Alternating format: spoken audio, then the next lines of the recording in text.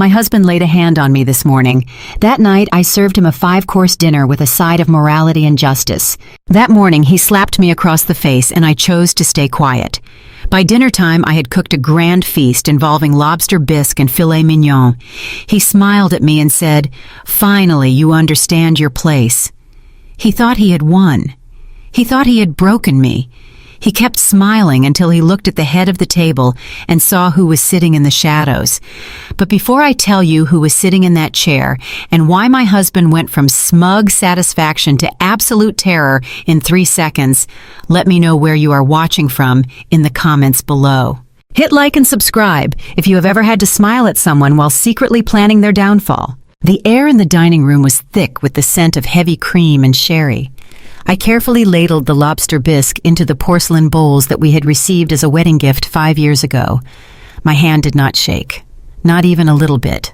I caught my reflection in the china cabinet glass.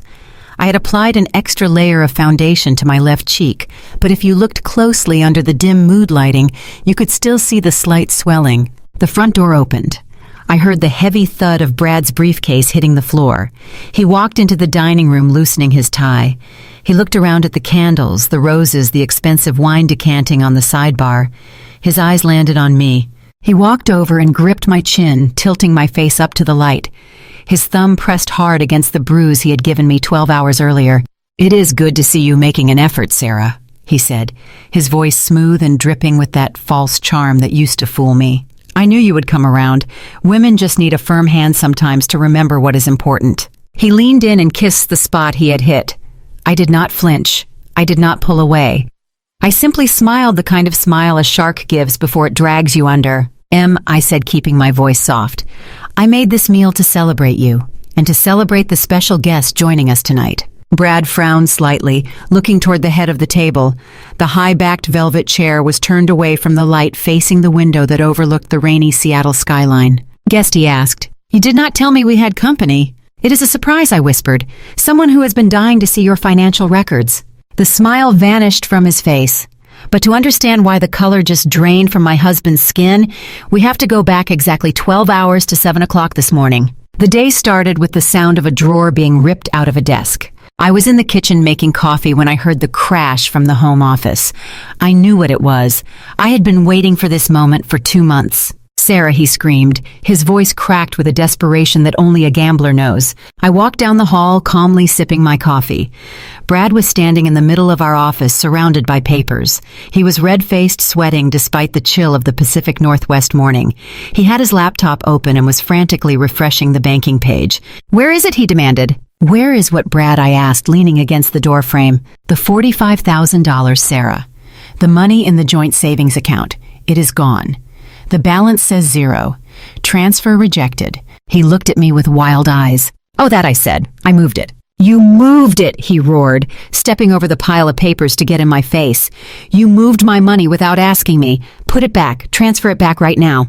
I took another sip of coffee. "It is not your money, Brad. It is our money. And actually, if we are being technical, it is mostly my money since I am the one who has deposited every single paycheck into that account for the last 3 years, while you played at being a big-shot real estate developer. And I did not move it just anywhere. I moved it to a secure account in my name only because I saw the transaction history." Brad froze. "I saw the withdrawal request you made last night, Brad. You tried to wire the full $45,000 to a crypto exchange based in the Cayman Islands." He tried to laugh it off, but it came out as a nervous choke. "You do not understand business, Sarah. That was an investment. I was going to double our money in a week. I have a tip." "You have a gambling problem," I corrected him. "And I also know about the $20,000 you took from the company accounts last month. You were trying to use our savings to plug the hole before the quarterly audit next week, weren't you?" His face went from red to a deadly pale white. Then the rage took over. The narcissist cannot handle being exposed. He cannot handle a woman, especially his wife, knowing he is a failure. He lunged. It happened so fast. His hand connected with my cheek with a force that sent me stumbling backward. I hit the floor hard. My coffee cup shattered, sending hot liquid and ceramic shards across the hardwood. My ears rang. The taste of copper filled my mouth. I lay there on the floor looking up at the man I had married. "You stupid, selfish B-word," he spat, standing over me. "You want to ruin me, is that it? You want to see me go to jail? If I do not have that money by tomorrow morning, I am finished. Do you hear me? You are going to go to the bank today, and you are going to fix this." I looked at him. Really looked at him. I am a high-stakes negotiator for major hospital networks. I deal with insurance companies and executives who would sell their own mothers for a profit percentage. I know how to read people. And looking at Brad, I realized two things. First, he was dangerous. Second, he was desperate. If I fought back now, if I screamed or threatened to call the police, he might kill me. He was cornered. I had to de-escalate. I had to make him think he had won so he would lower his guard. I slowly pushed myself up, sitting amidst the broken pottery. I lowered my eyes. I made my shoulders slump. "You are right," I said quietly. My voice trembled just enough to be convincing. "What did you say?" he barked. "I said you are right, Brad. I am sorry. I was just scared. I did not understand the investment." He blinked, confused by my sudden surrender. "I will fix it," I said, wiping a drop of blood from my lip. "I will go to the bank this afternoon and authorize the transfer. It will take a few hours to clear security protocols, but you will have it by tomorrow morning." He let out a long breath, smoothing his hair back. "Good," he said. "See, that is all I wanted. Support. A wife is supposed to support her husband, Sarah, not undermine him." He stepped over me like I was a piece of furniture. "Clean this mess up," he said, gesturing to the coffee and broken cup. "And put some ice on that face. We have dinner with my parents on Sunday, and I do not want you looking like a victim." I waited until the front door closed and his car pulled out of the driveway. The moment the engine faded away, I stood up. The trembling stopped. The submissive wife act vanished. I walked to the kitchen sink and washed the blood from my mouth. I looked at myself in the mirror. The bruise was already forming a dark purple bloom on my cheekbone. I did not cry. I did not panic. I reached into my pocket and pulled out my phone. I dialed one number. It rang twice before she picked up. "Keisha speaking." "Keisha, it is Sarah." My sister-in-law's voice instantly sharpened.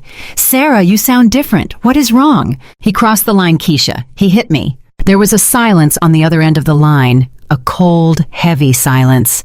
Keisha is married to Brad's younger brother, but unlike the rest of that dysfunctional family, she is brilliant.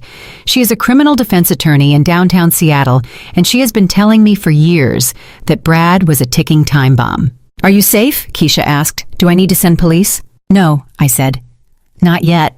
If I call the police now, he gets arrested for domestic battery, he makes bail in 4 hours, and he comes back here angrier than before. And he still has access to the accounts if he forces me. I want him gone, Keisha. I want him buried under so much legal paperwork he cannot breathe. I want to execute option B." "Option B," Keisha said. Her tone shifted from concerned relative to ruthless attorney. "You are sure? Once we start this, there is no going back. We are talking about scorching the earth, Sarah." I looked at the spot on the floor where he had knocked me down. I looked around the house that I had paid for. The house! That was the biggest lie of our marriage. Brad tells everyone he bought this house. He tells his parents he pays the mortgage. The truth is, I put down the $200,000 down payment from my inheritance and my stock options. Brad insisted his name be on the deed for appearances for his professional image. I agreed back then because I was in love and I was stupid. But I was not stupid enough to leave myself unprotected. 6 months ago, when Brad started acting shady, hiding his phone, staying out late, I started preparing. I installed cameras, tiny high-definition cameras with audio recording, one in the office, one in the kitchen, one in the dining room. "Bring the file, Keisha," I said, "and bring the notary stamp. He thinks I am transferring the money back to him tonight. He thinks we are having a celebratory dinner." I paused, touching my cheek again. "I am going to give him a dinner he will never forget." I hung up the phone. I had 8 hours before Brad came home. 8 hours to turn this house from a crime scene into a courtroom. I walked into the home office and sat down at his desk. I opened the bottom drawer, which he thought was locked. I had made a copy of that key 3 years ago. Inside were the files he thought I never saw. The credit card statements in his name, maxed out on online gambling. The loan applications forged with my signature. I took them all out and laid them on the desk. Then I went to the kitchen and started chopping vegetables. I chopped with precision. Chop, chop, chop. By the time Keisha arrived an hour later, I had the menu planned. She came in through the back door carrying a heavy leather briefcase. She took one look at my face and her eyes narrowed. "I am going to destroy him," she whispered, hugging me tight. "Not yet," I said, pulling back. Tonight is about the show. We need him to confess. We need him to admit to the fraud and the theft on tape before the police arrive. If we just get him for the slap, he gets a slap on the wrist. If we get him for the money, he goes away for 10 years. Keisha nodded, opening her briefcase on the kitchen island. I have the divorce papers drafted, citing irreconcilable differences and cruelty. I have the restraining order ready to be filed. And I have the forensic accounting report on his company embezzlement. Good, I said. We spent the afternoon setting the stage. We checked the camera angles. We made sure the microphone in the dining room centerpiece was working clearly. At 4 o'clock, I received a text from Brad. Text message reads, "Baby, I am sorry about this morning. I love you. Make sure that transfer is ready. See you at 6:30. I texted back, "Dinner will be ready. I have a surprise for you." I put the phone down. The stage was set. The trap was baited. All that was missing was the rat. I went upstairs to shower and dress. I put on the black dress he liked, the one he said made me look classy. I did my hair. I covered the bruise just enough so it wouldn't look horrific, but not enough to hide it completely. I wanted the jury to see it later. I wanted the judge to see it. When I came back downstairs, the house smelled of roasting beef and savory soup. It smelled like a happy home. It was the perfect camouflage. Keisha packed up her things. "You are sure you can handle him until the signal?" she asked. I smiled. I negotiate hostage situations for a living, Keisha. I can handle a mediocre man with a gambling addiction. She nodded and slipped out the back door. She would be watching the live feed from her car down the street, waiting for the cue to call the police. But she wasn't the only one waiting. I walked to the dining room and adjusted the place settings.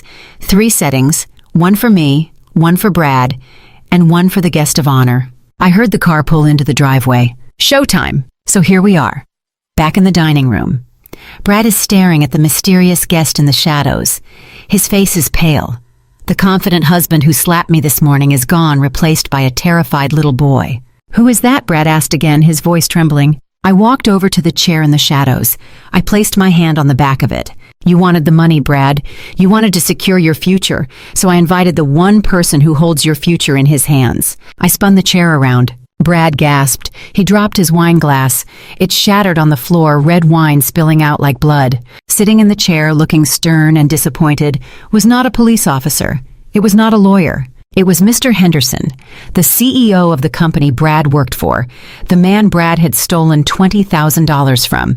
And he had been sitting there in the dark for 20 minutes listening to Brad brag about how he put his wife in her place. Mr. Henderson stood up. He did not look happy. "Hello, Brad," he said, his voice like gravel. "Sarah showed me some very interesting bank transfers this afternoon.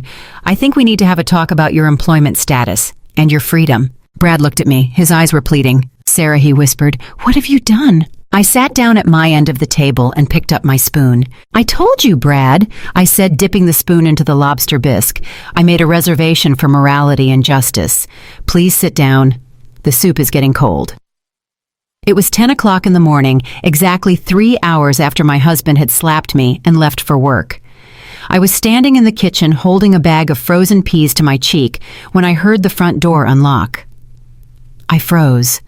Brad was not supposed to be back until the evening, but the footsteps that clicked across the hardwood entry hall were too light to be Brad's heavy loafers.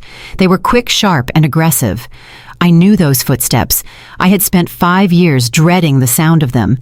It was Linda, my mother-in-law. She did not knock. She never knocked. Even though Brad and I had changed the locks twice, she always managed to get a spare key from her son. She claimed it was for emergencies, but in Linda's world, an emergency was defined as her feeling bored or needing to criticize my housekeeping. "Sarah." She called out, her voice echoing in the high ceilings of the house I paid for. "Why are the blinds still drawn? It looks like a funeral home in here." I quickly tossed the bag of frozen peas into the sink and turned away from the entrance, pretending to wipe down the counter. I pulled my hair forward to cover the left side of my face. I was not ready to explain the bruise. Not yet. "I am in the kitchen, Linda," I said, keeping my voice steady. She swept into the room, bringing with her a cloud of heavy floral perfume and judgment. She was wearing a beige trench coat and carrying a designer handbag that I knew she had bought with the money Brad borrowed from us last Christmas. She stopped in the middle of the kitchen and scanned the room like a health inspector looking for a violation. Her eyes lingered on the broken ceramic pieces of my coffee cup, which I had swept into a pile but had not yet thrown away. "Clumsy," she muttered. "You always were a bit uncoordinated, Sarah." I hope that was not one of the good mugs. It was, I said, not turning around. She sighed, a long, dramatic sound of disappointment. Well, I suppose things get broken when we are careless. Speaking of broken, Brad called me. My stomach tightened. Of course he had called her. Whenever Brad was in trouble, whenever he felt cornered, he ran to his mommy. He sounded terrible. Sarah. Linda continued, walking over to the refrigerator and opening it without asking. He said he is under a tremendous amount of stress. Financial stress. He said the liquidity is tight this month. She pulled out a bottle of sparkling water, cracked it open and took a sip. I turned around carefully, keeping my bruised cheek in the shadow. Did he tell you why the liquidity is tight? I asked. Linda waved a manicured hand dismissively. The market is volatile, Sarah. You would not understand. You work in healthcare administration. You push papers. Brad deals with high-level real estate. There are ups and downs. It is the nature of the beast. But he feels you are not being supportive. He feels you are hoarding resources when he needs capital to close a deal. I gripped the edge of the granite countertop. Hoarding resources. That was a rich way to describe protecting my life savings from a gambling addict. I am doing my best, Linda, I said. Are you? She asked, stepping closer. Her eyes narrowed. Because from where I am standing, it looks like you are living in luxury while my son is losing sleep. This house, the furniture, the clothes. She looked me up and down. Brad works himself to the bone to provide this lifestyle for you, she said. The least you can do is make sacrifices when he asks. I bit my tongue. I wanted to scream. I wanted to tell her that I paid the mortgage. I wanted to tell her that her son was a thief who had stolen from his own company. But I couldn't. Not yet. The trap had to be perfect. I am going upstairs, I said, trying to escape her gaze. I have work to do. I will come with you, Linda said. I want to see the master suite. Brad said you bought new curtains. I want to make sure they match the aesthetic of the house. She did not wait for an invitation. She marched past me and headed for the stairs. I followed her, my heart pounding against my ribs. We walked into the master bedroom. It was the one room in the house where I usually felt safe. But with Linda standing there touching my bedspread, opening my closet doors, that safety evaporated. She walked into the walk-in closet. This was my personal space. My clothes were organized by color. My shoes were lined up on the shelves, and on the vanity in the center of the closet sat my jewelry box.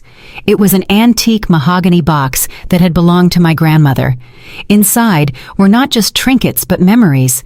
The gold locket from my 16th birthday, the diamond studs I bought myself when I got my first promotion, and the centerpiece, the pearl necklace. It was a triple strand of South Sea pearls with a vintage sapphire clasp. My grandmother had worn them to her wedding in 1955. They were appraised at $5,000, but to me, they were priceless. They were the only thing I had left of the woman who actually raised me. Linda walked straight to the vanity. She opened the jewelry box. Pretty, she said, picking up the pearls. She held them up to the light, examining them with the eye of a pawnbroker. Put those down, Linda, I said, my voice dropping an octave. Those are not yours. She turned to look at me, the pearls dangling from her fingers. You know, Sarah, she said, her tone conversational, Brad needs about $5,000 to cover a bridge loan until his commission check comes in. Just a small gap.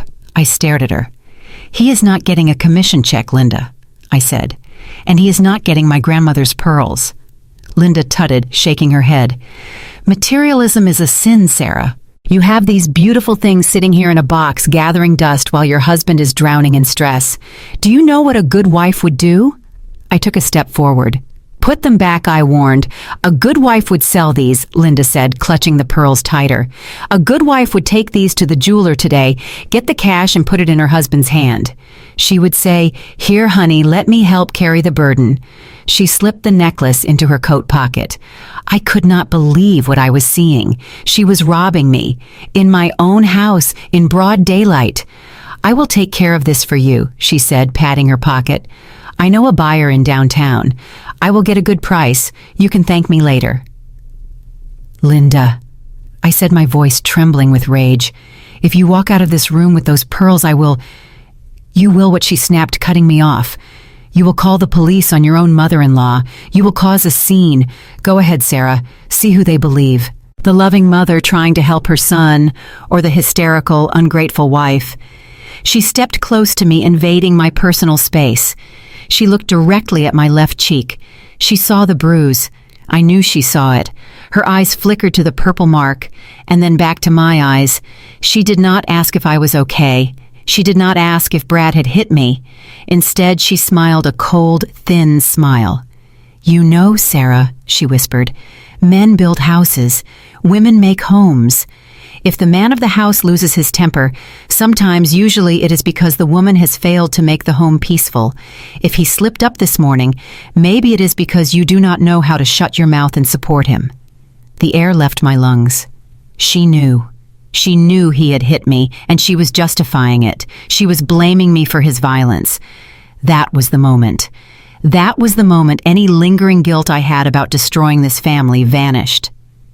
I took a deep breath. I forced my hands to unclench.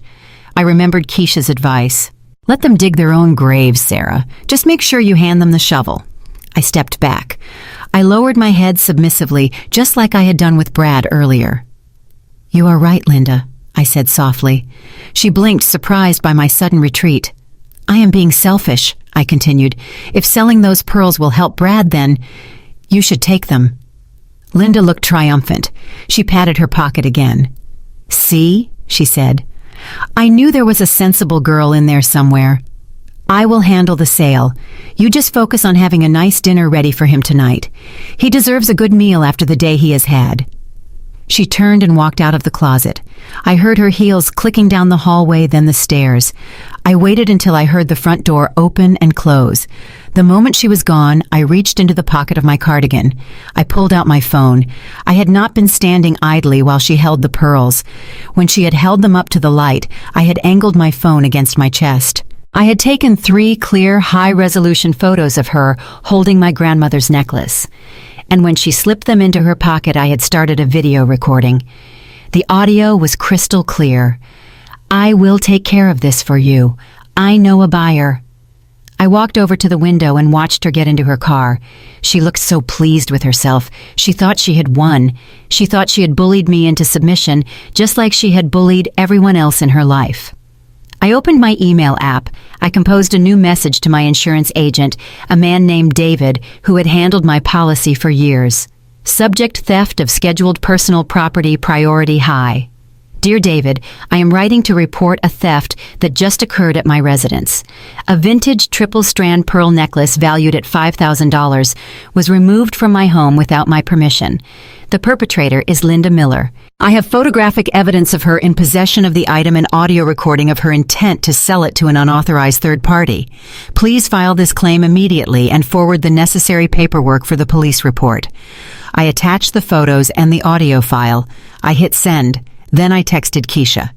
Message: the mother has entered the game. She took the pearls. I have the proof. Add grand larceny to the list. Keisha replied instantly. Received. I will draft the addendum for the police report. She just turned a domestic dispute into a multi-defendant felony case. Good work. I walked back into the closet and looked at the empty space in the jewelry box. It hurt to see them gone, but I knew I would get them back. The insurance company would track them down or force Linda to pay. But more importantly, Linda had just given me the leverage I needed to ensure she could never save her son. When the police arrived tonight, they wouldn't just be arresting a wife-beater. They would be arresting a family of thieves. I went back downstairs to the kitchen. The frozen peas had melted in the sink. I picked up the bag and threw it in the trash. It was 10:45 a.m. I had 7 hours left until dinner, and I still had one more digital trail to uncover before I started cooking. I sat down at Brad's computer. It was time to find out exactly how deep the hole was that he had dug for us, and who else he was planning to drag into it. I sat down in the leather executive chair that Brad had bought for himself 3 months ago using our joint credit card. It creaked under my weight. The office still smelled like him, a mixture of expensive cologne and stale, nervous sweat. I woke up his computer. The screen glowed with a picture of a Porsche 911. That was Brad in a nutshell. He did not have a picture of his wife or his family. He had a picture of the car he felt he deserved. The password prompt blinked, waiting for input. Most wives would not know their husband's password, especially a husband who guarded his digital life as jealously as Brad did. But I knew. I had known for years. I typed in the numbers. 111288, November 12th, 1988. It was not my birthday. It was not his birthday. It was the birthday of Emily, his high school girlfriend. The one who got away. The one he compared me to whenever he had too much whiskey. He thought he was being clever, hiding his secrets behind the memory of another woman. He thought I was too stupid to notice. The screen unlocked. I was in. My heart was beating a slow, heavy rhythm against my ribs. I did not have much time. Linda had left, but Brad could come home early. I needed to find the smoking gun. I ignored the desktop cluttered with gaming shortcuts and fantasy football spreadsheets. I went straight to the File Explorer. I knew Brad's habits. He was lazy. He did not bury things deep in the system folder. He just put them in folders marked Do Not Touch or Personal. I found a folder labeled Portfolio 2024. I clicked it open. It was empty. I frowned. That was impossible. Brad was a hoarder of digital data. I right-clicked and selected Show Hidden Files. A ghost folder appeared. Its name was simply Mexico. My stomach dropped. I double-clicked it. The screen filled with PDF documents, dozens of them. I started opening them one by one, and with every click, the picture of my husband's betrayal became clearer and more terrifying. The first document was a foreclosure notice from a bank I had never heard of. It was dated 3 weeks ago. The second document was a rejection letter for a personal loan. But the third document made my blood run cold. It was a contract from a company called Viper Capital. I knew that name. In my line of work dealing with hospital collections, I ran into companies like this. They were not a bank.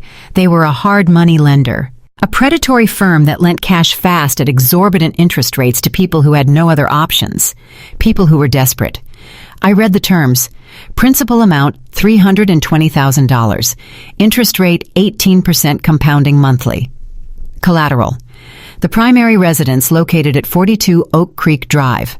My house. He had borrowed $320,000 against the house that I had paid for. The house that was my sanctuary. But how? How could he do that without my consent? Washington is a community property state. He needed my signature to take out a mortgage or a lien. I scrolled down to the last page of the PDF, and there it was. Sarah Jenkins, my name. Written in blue ink. I stared at it. The loops on the S were too wide. The H at the end trailed off sharply. It looked like my signature if you glanced at it quickly, but to me it was a clumsy forgery. He had traced it. I could see the hesitation marks where his hand had shaken. He had forged my signature to put our home on the line for a gambling debt. I looked at the date on the contract. It was signed 30 days ago. Then I looked at the repayment schedule. Bullet payment due in full upon default of monthly installment. Notice of default dated yesterday. Payment deadline tomorrow at 12:30 p.m. I covered my mouth with my hand. He did not just lose $45,000. He had lost everything. If that money was not paid by tomorrow noon, this company Viper Capital would seize the house. They would put a lock on the door and throw my things on the lawn. That was why he needed the $45,000 this morning. It wasn't to invest. It was a panic payment to buy himself another week. I closed the PDF, breathing hard. I felt sick. Physically sick. But the horror was not over. As I sat there staring at the evidence of his financial crimes, a notification bubble popped up in the corner of the screen. It was his iMessage app. It was linked to his phone. A text message came in. Sender Jessica Yoga. I clicked on the bubble. The conversation history opened up. I scrolled up, reading the messages from the last few days. And as I read, the sickness in my stomach turned into a cold, hard rage. Jessica, baby, are you sure we can leave on Saturday? My lease is up and I don't want to renew it. Brad. Don't worry, babe. It is all part of the plan. I am getting the cash tonight. Jessica. What about her? What about the wife? I stared at those words. The wife. Not Sarah. Not the woman who washed his clothes and cooked his meals and paid his bills. Just the wife. An obstacle. Brad. She is a non-issue. I slapped some sense into her this morning. She is terrified. She is going to sign the release forms tonight, thinking it is for a tax write-off. Once I get her signature on the deed transfer, I am selling the house to the investors immediately. They give me the cash, we take the first flight to Cabo. Jessica. That sounds mean, Brad. You're just going to leave her with nothing. Brad. She deserves nothing. She is a frigid, controlling bitch. She thinks she is so smart with her little job and her savings account. Wait until she finds out she is homeless. It will be funny. Jessica, LOL. Okay, I will pack my bikini. Love you. Brad, love you too. See you in Mexico. I sat there frozen. The blue light of the monitor reflected in my eyes. He wasn't just an addict. He wasn't just a thief. He was a monster. He was planning to trick me into signing the deed over to him tonight, probably under the guise of some legal restructuring, and then he was going to sell the house out from under me, run off with $300,000 and leave me to deal with the wreckage. He was going to leave me homeless, bankrupt, alone, and he thought it would be funny. I read the message again. She is a frigid, controlling bitch. I reached into my pocket and pulled out a USB drive. I had brought it with me just in case, but I never imagined I would need this much storage space for his cruelty. I plugged it in. I dragged the Mexico folder onto the drive. I took screenshots of the text conversation with Jessica. Every single nasty word, every single plan to defraud me. I downloaded the forged loan document. I downloaded his browser history, which showed visits to online casinos and flight booking sites for tickets to Cabo San Lucas. I copied it all. While the progress bar crawled across the screen, I looked around the room. I looked at the framed diploma on the wall, Bradley Miller Business Administration. He was so proud of that degree. He was so proud of his image. The progress bar hit 100%.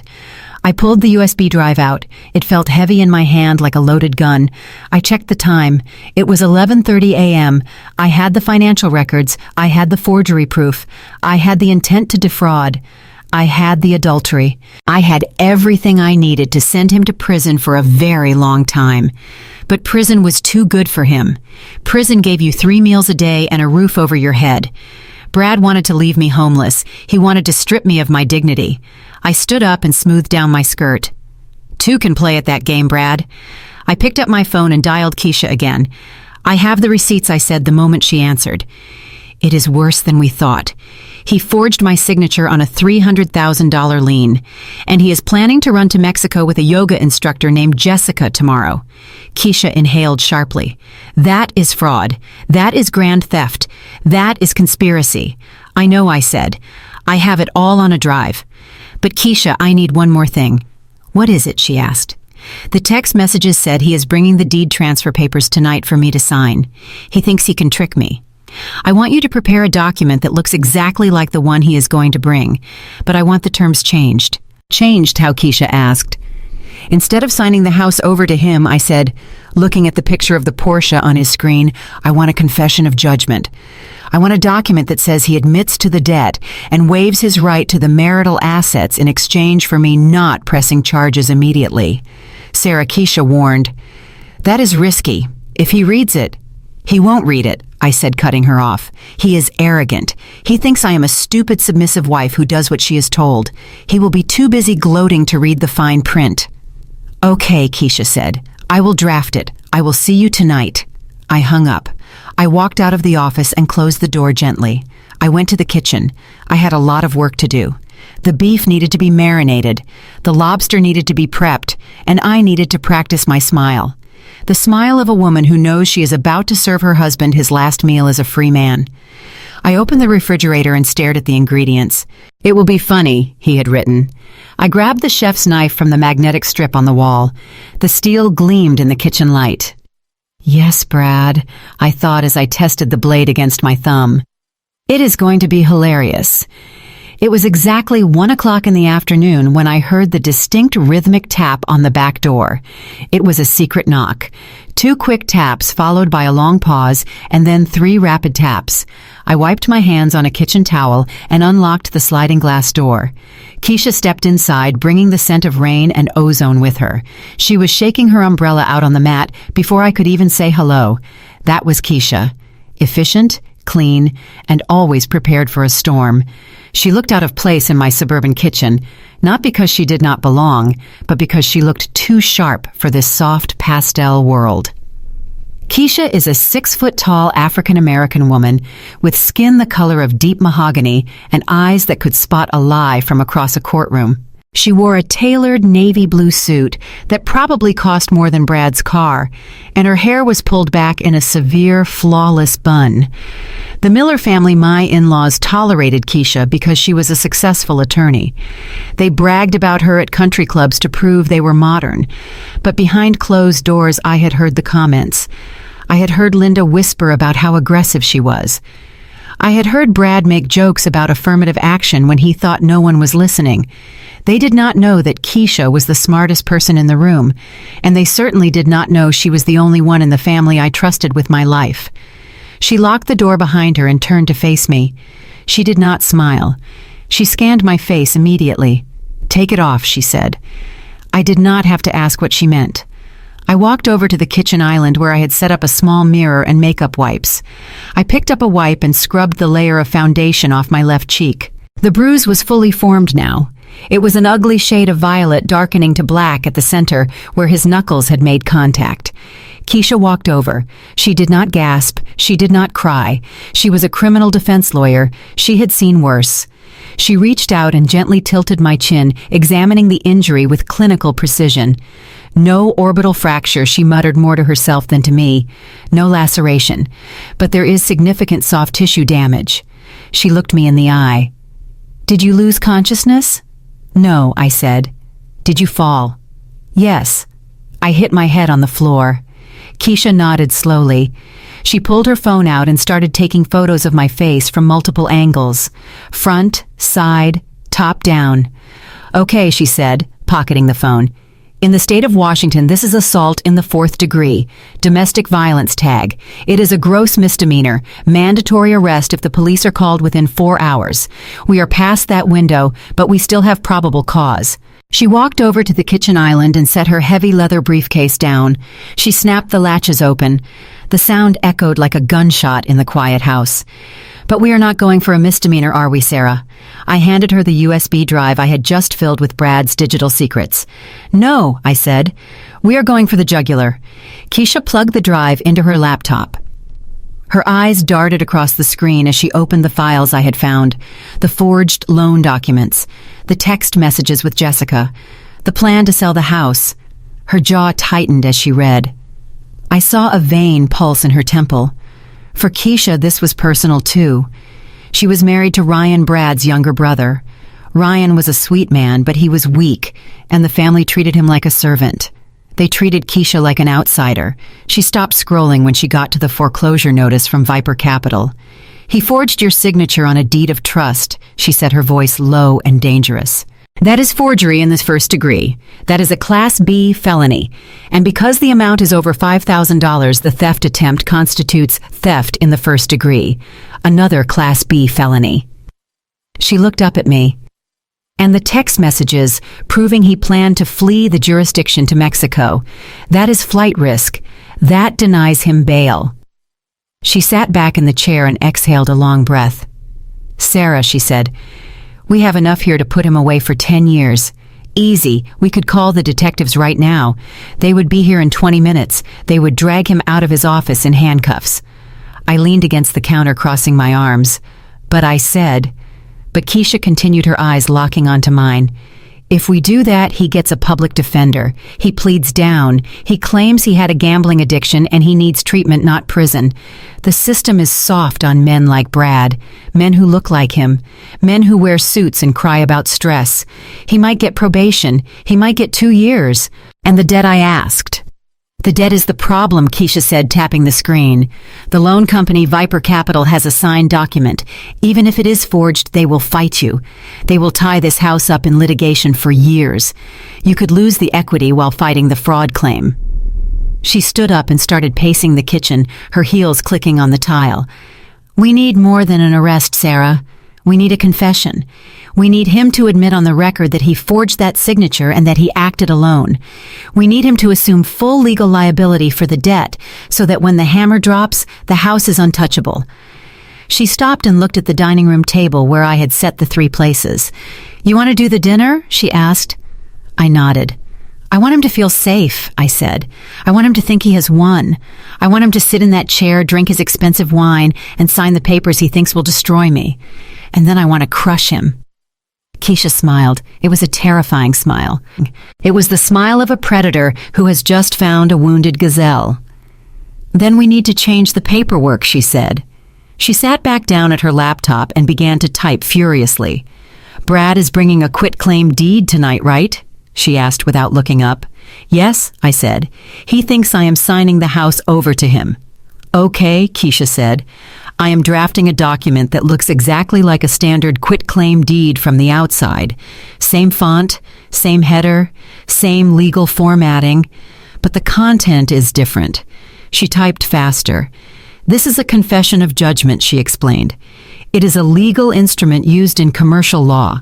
Basically, it is a document where the debtor admits to the debt and waives all rights to a trial. By signing this, he is admitting that the $320,000 debt is his and his alone. He is admitting that he forged your signature, and he is agreeing to indemnify you against all claims from Viper Capital. She paused and looked at me. If he signs this, Sarah, and we have it on video, there is no defense attorney on earth who can save him. He is burying himself. Will it hold up in court? I asked. Keisha laughed. A dry, humorless sound. In Washington state, if a person signs a confession of judgment knowingly and voluntarily, it is ironclad. And since he thinks he is signing a deed to steal your house, he will sign it with a smile on his face. He won't read the fine print. Narcissists never read the fine print because they think they are smarter than the lawyers. She hit print.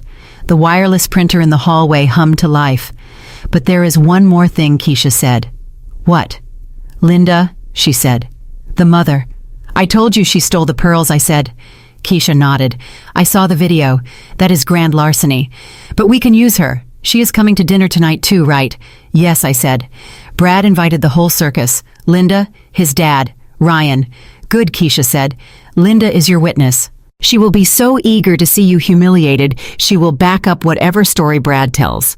When Brad puts that paper in front of you, Linda will probably hand you the pen. We need that. We need the jury to see that the whole family was in on the coercion. Keisha stood up and walked over to the stack of fresh paper in the printer tray. She held the document up to the light. It looked official. It looked deadly. She handed it to me. Put this in an envelope, she said. When he brings out his papers, you need to switch them. Can you do that? Sleight of hand. I took the paper. I can do it, I said. He will be drunk. He always drinks when he is nervous. I will switch the envelope when I clear the appetizer plates. Keisha looked at her watch. It is 1:30, she said. We have 5 hours. I need to go set up the surveillance van down the street. I have a private investigator friend who is going to monitor the feed with me, so we have a third-party witness. We cannot have any gaps in the chain of evidence. She started packing up her laptop. One more thing, Sarah, she said, pausing at the door. Yes. Be careful. When a narcissist realizes he has lost control, when the mask slips, it gets ugly. Brad hit you this morning because he was panicked. Tonight, when he realizes you have outsmarted him, he might try to kill you. I looked at the knife block on the counter. I know, I said. That is why I invited Mr. Henderson. Keisha raised an eyebrow. The CEO, she asked. I nodded. Brad fears authority more than he hates me. He won't attack me in front of the man who signs his paychecks. Mr. Henderson is the shield. Keisha nodded approvingly. That is brilliant, she said. Cold, but brilliant. She opened the back door. The rain had stopped, but the sky was a bruised purple color. I will be listening, Sarah, she said. The moment you say the code word, I am kicking that front door down with the police behind me. What is the code word? Keisha looked at the bruise on my face one last time. Justice, she said. She slipped out the door and disappeared into the gray afternoon. I locked the door behind her. I felt a strange sense of calm settling over me. The fear was gone. The sadness was gone. There was only the plan. I walked back to the kitchen island and looked at the document Keisha had printed. The Confession of Judgment. It was just a piece of paper, but it was heavier than a brick. I went to the pantry and pulled out a box of envelopes. I found one that matched the stationery Brad used for his business. I slid the document inside and licked the seal. I placed the envelope under the stack of napkins on the sideboard. Then I turned my attention to the food. I had to cook a meal fit for a king, or in this case, a meal fit for a condemned man. I started with the lobster. I had bought live lobsters because Brad liked them fresh. I took one out of the tank I had set up in the laundry room. It thrashed its claws, snapping at the air. I laid it on the cutting board. "I am sorry," I whispered to the creature. "But one of us has to die today.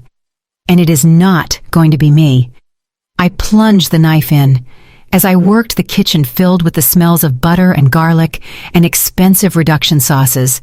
It was the smell of the perfect wife, the smell of the perfect life. But underneath the aroma of the food, there was the metallic tang of adrenaline. At 3 o'clock, my phone buzzed. It was a text from Brad. "Leaving the office early. Stopping by the liquor store. Make sure you look nice. I want my parents to see we are happy." I typed back, "I will look perfect." I put the phone down and went upstairs to the master bedroom. I opened the closet and looked at the empty space where my jewelry box used to sit. I reached into the back of the closet behind the winter coats and pulled out a dress. It was a black dress, fitted, elegant. Brad loved this dress. He said it made me look like a trophy. I unzipped it. "Tonight, Brad," I thought, "you are going to get exactly what you wanted. You wanted a trophy wife. You wanted a show. You are going to get the performance of a lifetime." At 6:30, exactly the headlights of Brad's Mercedes swept across the front window. The rain had picked up, turning the driveway into a slick black mirror. I stood by the dining room window watching them arrive. It looked like a funeral procession, Brad's car in the lead, followed by his parents' oversized SUV. I smoothed my black dress one last time. I checked my reflection in the dark glass. The bruise was covered, but if you looked closely, if you knew where to look, you could see the swelling. I took a deep breath. Show time. The front door opened. They did not knock. They never knocked. Brad walked in first. He was wearing his best suit, the navy blue one with the pinstripes that he thought made him look like a Wall Street banker. He had a smile plastered on his face, a wide, tight smile that did not reach his eyes. "Hey, babe," he called out, his voice booming with false cheer. "We are home. Look who I found in the driveway." He ushered his parents in. Frank, his father, was a large, silent man who always looked like he would rather be watching football.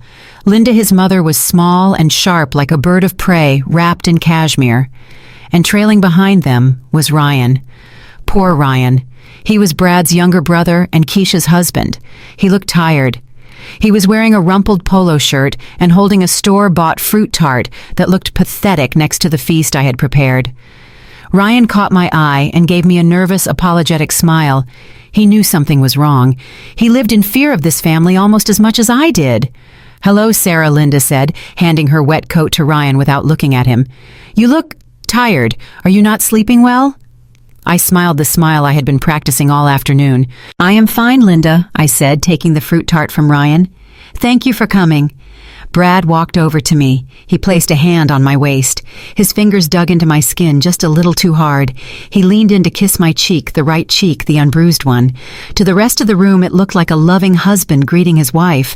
But as his lips brushed my skin, he whispered so low only I could hear, "You better not embarrass me tonight. You sign those papers after dessert, and I will forget you made me hit you this morning. Do you understand?" I pulled back slightly and looked him in the eyes. I saw the fear behind the arrogance. I saw the desperation.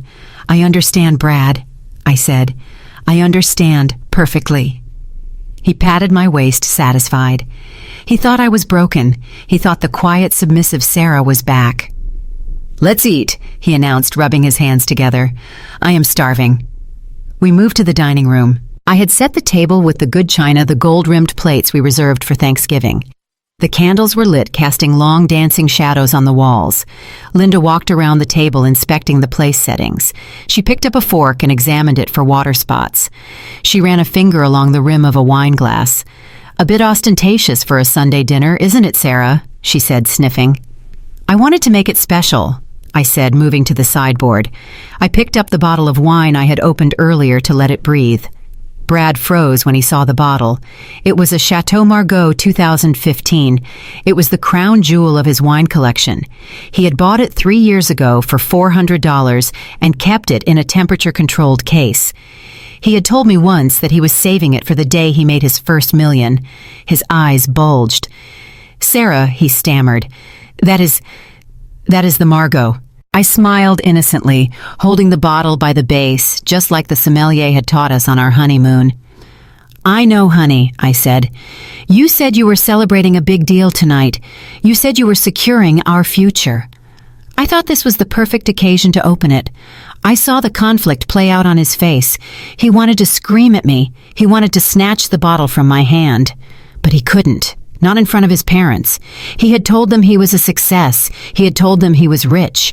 If he freaked out over a $400 bottle of wine, he would look cheap. He would look like he couldn't afford it. He swallowed hard, his Adam's apple bobbing. "Right," he choked out. "Of course. Great idea, babe. Pour it." I moved around the table, pouring the dark ruby liquid into the glasses. I poured a generous glass for Frank. I poured a glass for Ryan. I poured a glass for Linda. And finally, I poured a glass for Brad. I filled it almost to the rim. "Drink up," I said. "You earned it. You earned." We sat down. I brought out the first course, the lobster bisque. The steam rose from the bowls, carrying the rich scent of seafood and heavy cream. Frank tucked his napkin into his shirt collar. "Looks good, Sarah," he grunted. Linda picked up her spoon. She dipped it into the soup and took a tiny sip. She pursed her lips, smacking them slightly as if she were tasting poison. "It is a little salty," she announced loud enough for the neighbors to hear. I paused with my own spoon halfway to my mouth. "Really?" I asked. "I followed the recipe exactly." Linda sighed, putting her spoon down. "Well, maybe your palate is different, dear. You know, some people just have a heavy hand with the seasoning. It masks the flavor of the lobster. It is a shame, really, considering how expensive lobster is these days. But I suppose it is edible." She looked at Brad. "How is your work going, son?" Brad was drinking the wine fast. He had already finished half the glass. The alcohol was giving him back his confidence. "It is going great, Mom," he said. "Really great. I have some big investors lined up. We are looking at expanding into international markets next quarter." He was lying so effortlessly. It was impressive in a sociopathic way. "That is my boy," Linda beamed, ignoring the soup. "I always knew you were the smart one." "Not like, well." She glanced at Ryan, who was quietly eating his soup. "Ryan works in IT for the city. It is a stable government job with a pension, but in the Miller family, stable meant boring. Stable meant failure." "Ryan, how is your little computer job going?" Brad asked, smirking. "Still resetting passwords for old ladies." Ryan looked down at his bowl. "It pays the bills, Brad," he said softly. Brad laughed. It was a cruel, sharp sound. "Bills. You worry about bills because you think small. You have to leverage debt, Ryan. You have to use money to make money. That is what Sarah and I do. We take risks." He looked at me, his eyes glittering with malice. "Right, Sarah. We take risks." I looked at him over the rim of my wine glass. I tasted the expensive vintage. It tasted like oak and blackberries and victory. "We certainly do," I said. "In fact, Brad has taken some very big risks lately. Risks that are going to change our lives forever." Linda clapped her hands together. "Oh, tell us," she said. "Are you buying a vacation home?" Brad said something about Mexico. Brad choked on his wine. He coughed, wiping his mouth with the linen napkin. "Mom, not yet," he said, shooting me a warning glare. "It is a surprise," I smiled. "Yes, Linda," I said. "It is a surprise. We are just waiting for one more person to arrive before we make the announcement." Linda frowned, looking at the empty chair at the head of the table, the chair I had turned away from the light. "Who is coming?" she asked. "You did not say we were having guests." I stood up to clear the soup bowls. "Just an old friend," I said. "Someone who is very interested in Brad's career." I walked into the kitchen carrying the stack of dirty bowls. My hands were steady. My heart was calm. I could hear them talking in the dining room. "She is acting strange," Linda whispered. "She is just nervous," Brad replied, his voice slurring slightly from the wine. "She knows who is boss. Don't worry, Mom. By the end of the night, everything will be back to normal." I scraped the leftover bisque into the garbage disposal. Normal. Brad's version of normal was him controlling everything and me silently cleaning up his messes. Brad's version of normal was me paying the mortgage while he pretended to be the owner. I opened the oven and took out the main course, the beef tenderloin. It was cooked perfectly medium rare. I placed it on a silver platter. I checked my pocket. The envelope with the confession of judgment was there. I checked the clock on the microwave. It was 6:55 p.m. Keisha's text came in. "Van is in position. Camera feed is live. Audio is crystal clear. We heard the threat. That is witness intimidation. Add it to the list." I put the phone away. I picked up the platter of beef. I walked back into the dining room. "I hope you left room for the main course," I said, setting the platter down in the center of the table. Linda looked at the beef. "It looks a little undercooked," she said, poking it with her fork. "I hope we don't get E. coli." I sliced the meat. The knife slid through it like butter. "It is perfect, Linda," I said. "Just like everything else tonight. It is exactly what it deserves to be." Brad held out his glass. "More wine," he demanded. I poured the rest of the $400 bottle into his glass. "Drink up, Brad," I thought. "You are going to need the liquid courage, because the doorbell is about to ring." The doorbell rang. It was not a polite ring. It was a long, impatient press that echoed through the silent dining room like a fire alarm. Brad dropped his fork. It clattered against the fine china, making a sound that caused his mother to flinch. He looked at the front door, and then he looked at me. His eyes were wide with a mixture of confusion and sudden rising panic. He knew he hadn't invited anyone else. He knew his friends wouldn't dare interrupt a family dinner. "Who is that on a Sunday night?" Linda asked, dabbing her mouth with her napkin. She looked annoyed. She hated interruptions almost as much as she hated my cooking. I stood up slowly. My chair scraped against the hardwood floor. "I told you, Linda," I said, keeping my voice smooth and calm. "We have a guest." "I will go let her in," Sarah Brad said, half rising from his chair. "Sarah, who is it?" I ignored him. I turned my back on them and walked out of the dining room into the hallway. The walk to the front door felt like walking down the aisle at my wedding, but this time I knew exactly what I was saying I do to. I was saying I do to revenge. I reached the heavy oak door. I could see a silhouette through the frosted glass side panels. A woman's silhouette. She was shifting her weight from hip to hip, tapping on her phone. I paused with my hand on the cold brass handle. I thought about the text message I had sent exactly 45 minutes ago. Brad had been in the shower washing away the sweat of his stressful day. He had left his phone on the bathroom counter unlocked because he thought I was downstairs crying over the soup. I had picked it up. I had found the thread with Jessica. I had typed quickly. "Baby change of plans. She agreed to the divorce. She is signing the papers tonight. Come over now. I want you to meet my parents. Wear that red dress I like." I had deleted the message from the sent folder. I had put the phone back exactly where it was.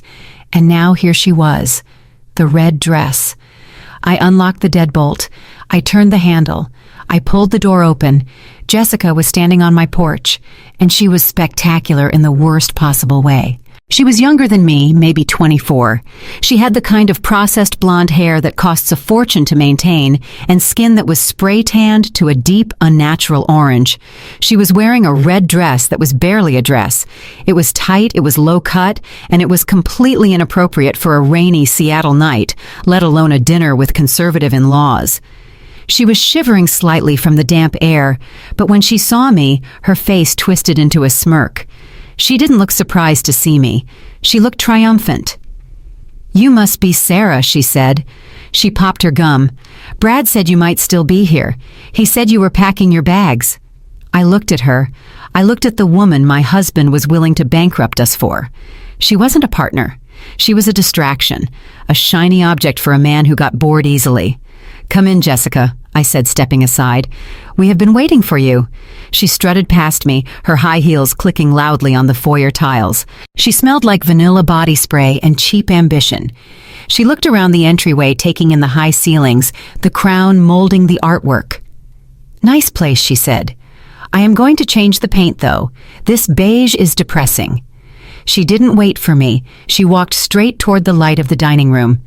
She assumed she was the new lady of the house. She assumed the war was over, and she was just walking in to claim the spoils. I followed her.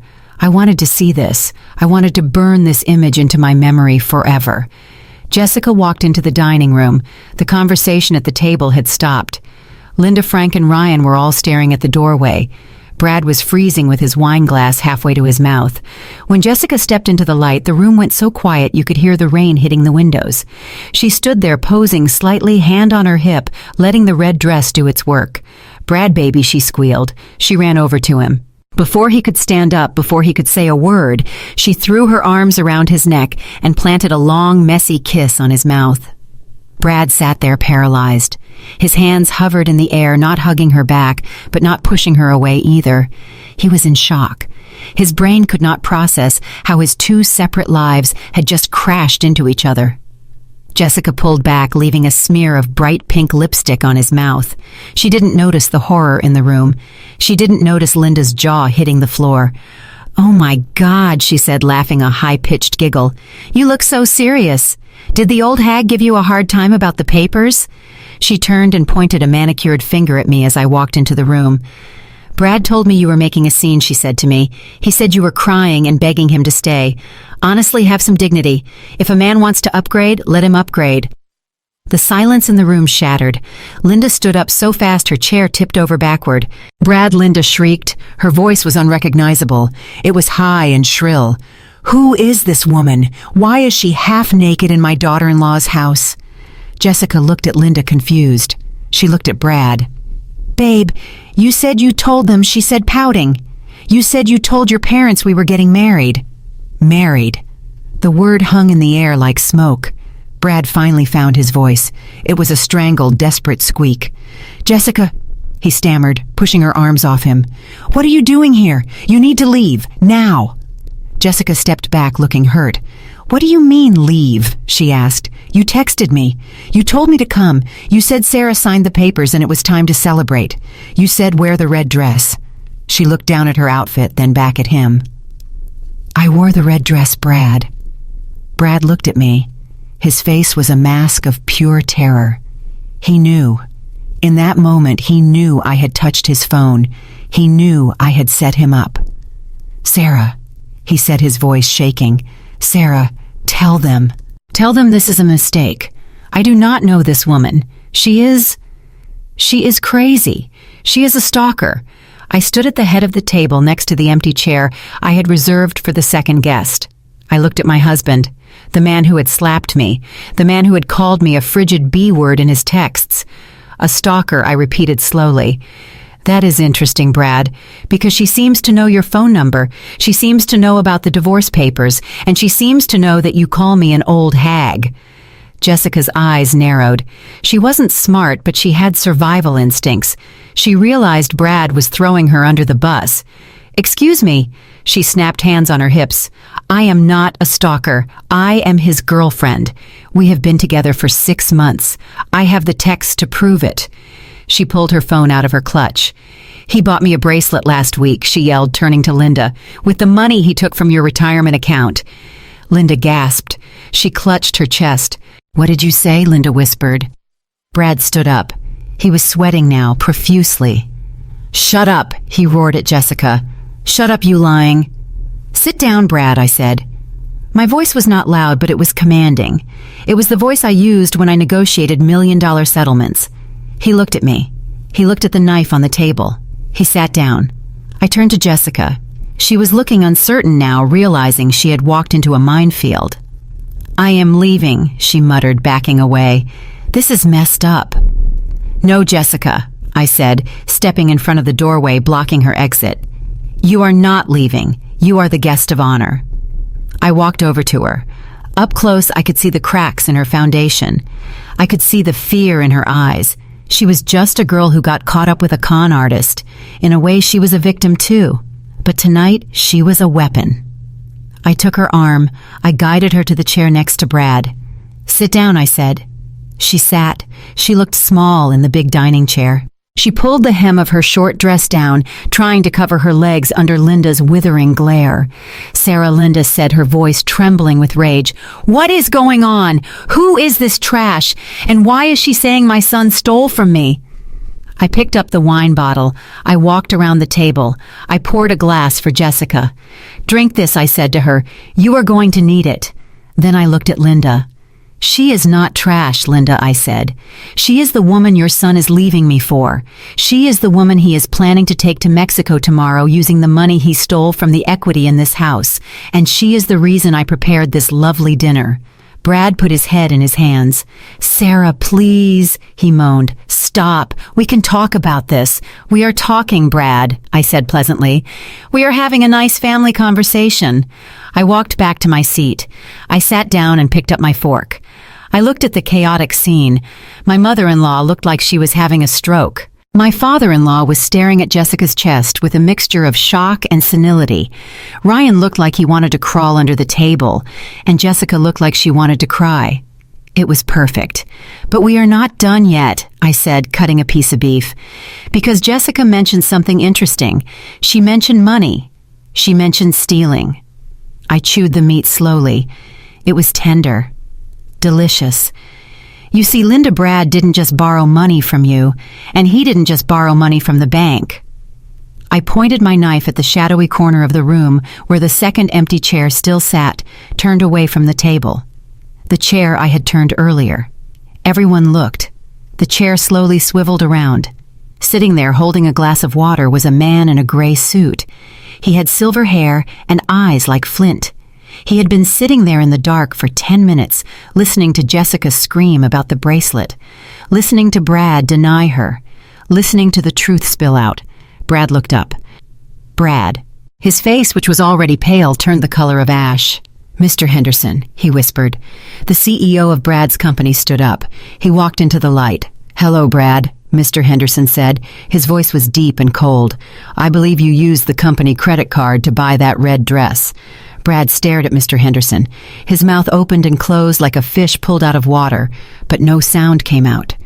The blood had drained from his face so completely that the red lipstick smear left by Jessica looked like a fresh wound. For a moment, the only sound in the room was the steady drumming of the Seattle rain against the window pane. Then the shock wore off, and the rage set in. Brad turned his head slowly toward me. His eyes were not human anymore. They were the eyes of a cornered animal. The same eyes I had seen this morning right before his hand connected with my face. "You did this," he hissed. He gripped the edge of the dining table so hard his knuckles turned white. The veins in his neck bulged against his collar. "You set me up," he shouted. "You hacked my computer. You invaded my privacy." He took a step toward me. Then another. He moved fast, knocking his wineglass over. The dark red liquid spilled across the white tablecloth, spreading like a gunshot wound. I did not move. I did not flinch. I sat perfectly still, holding my fork, my back straight against the chair. "You are trying to ruin me," he screamed. "You jealous, vindictive B-word. You think you can humiliate me in front of my boss. You think you can destroy my life just because I wanted to be happy." He lunged. He reached across the corner of the table, his hand aiming for my throat. "Brad, stop it!" Linda screamed. But Brad did not stop. He was past reason. He was past logic. He was a narcissist, losing control of his narrative, and he wanted to hurt the person who had rewritten the script. But his hand never reached me. "Sit down, Bradley." The voice was not loud. It did not shout. It was a deep baritone rumble that commanded absolute authority. It was the voice of a man who controlled billions of dollars of assets and thousands of employees. Mr. Henderson did not move from his spot. He simply spoke. And the weight of his voice hit Brad like a physical blow. Brad froze his hand inches from my face. He was trembling violently. He looked at me, then he looked at Mr. Henderson. Sir Brad stammered, pulling his hand back. "Sir, you do not understand. She is crazy. She is lying to you. Whatever she sent you, it is fake. She is good with Photoshop. She is trying to frame me." Mr. Henderson walked slowly around the table. He moved with the heavy grace of a tank. He stopped behind Brad's chair. "Sit down," he repeated. Brad sank into his chair. He looked small. He looked like a child who had been caught stealing from the cookie jar, except the cookie jar was a corporate account and the punishment was not a timeout. Mr. Henderson looked at the spilled wine. He picked up a linen napkin and calmly placed it over the stain covering the mess. Then he looked at Linda and Frank. "I apologize for the intrusion, Mr. and Mrs. Miller," he said politely. "Sarah was kind enough to invite me this evening. She told me there was a family matter that required my attention." Linda looked at him with wide, terrified eyes. She knew who he was. Brad had bragged about Mr. Henderson for years. He was the golden ticket. He was the man who was supposed to make Brad a millionaire. "Mr. Henderson?" Linda squeaked. "I am sure this is a misunderstanding. Brad is a top performer. He told us he is up for a promotion. He is leading the international expansion." Mr. Henderson laughed. It was a dry, humorless sound that chilled the room. "International expansion," he said, testing the words. "Is that what he told you?" He reached into the inside pocket of his suit jacket. He pulled out a folded stack of papers. He did not hand them to Brad. He handed them to Frank, Brad's father. Frank put on his reading glasses. His hands were shaking. "Brad is not leading an expansion," Mr. Henderson said. "Brad is the subject of an internal investigation that has been ongoing for 3 months. We noticed irregularities in the client acquisition fund. Small amounts at first. $500 for a dinner with a client who does not exist. $1,000 for a flight upgrade on a business trip that never happened." Brad made a choking sound. "Sir, please," he begged. "I can explain. It was an advance. I was going to pay it back." Mr. Henderson ignored him. He kept his eyes on Frank. "Read the highlighted section, Mr. Miller," he said. Frank read. His face went gray. $150,000, Frank whispered. Linda grabbed the paper from him. "No," she cried. "That is impossible. My Brad would never do that." Mr. Henderson turned to look at Jessica, who was sitting paralyzed in her chair, clutching her wine glass. "And then there is the matter of the corporate credit card," he continued. "We flagged a purchase last week, $2,000 at a boutique in Bellevue. The receipt item was listed as office supplies, but when we checked the SKU, it was for a red dress, size 2. He looked at the dress Jessica was wearing. "It is a lovely dress, my dear," he said to her, "but I am afraid it is company property." Jessica burst into tears. She covered her face with her hands, sobbing loudly. "I did not know," she wailed. "He told me he was rich. He told me he owned the company." Brad put his head on the table. He looked defeated. But Mr. Henderson was not done. He was just getting started. "Sarah came to me yesterday," Mr. Henderson said, looking at me with a nod of respect. "She brought me the bank statements. She brought me the emails. But she did not just bring me proof of the theft. She brought me something much more disturbing." He walked over to the window, looking out at the rain.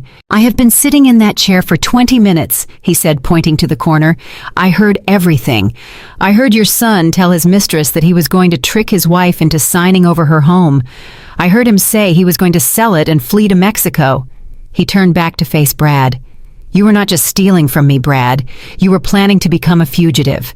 You were going to leave this woman who has supported you, who has paid your mortgage, homeless and destitute."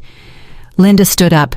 She was shaking with rage, but she was not looking at Brad. She was looking at me. "You did this," she screamed, pointing a finger at my face. "You traitor. You went behind his back. You went to his boss. You ruined him. How could you do this to your husband?" I slowly picked up my wine glass. I took a sip. "I did not ruin him, Linda," I said calmly. "I just turned on the lights. He ruined himself when he decided to steal.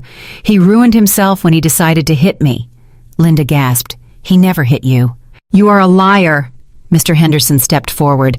"I saw the bruise, Mrs. Miller," he said, his voice hard. "And I have seen the video from this morning. Sarah sent that to me too."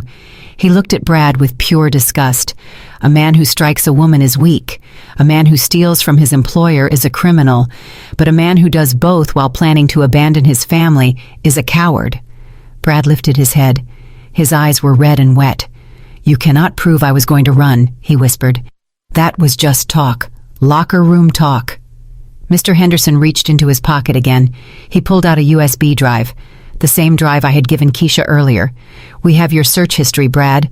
We have the one-way ticket confirmation to Cabo San Lucas. We have the reservation at the resort under the name Mr. and Mrs. Smith."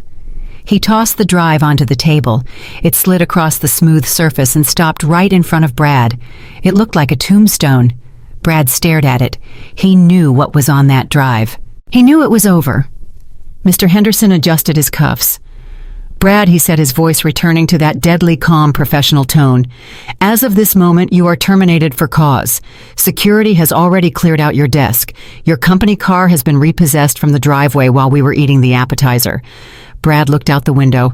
The driveway was empty. His Mercedes was gone.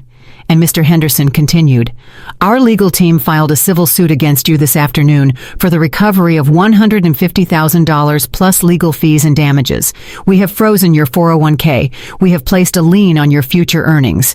He leaned in close to Brad, so close that Brad flinched. "And because the amount exceeds the federal threshold for wire fraud, we have turned the file over to the FBI. They are very interested in your crypto transactions in the Cayman Islands." The room was silent.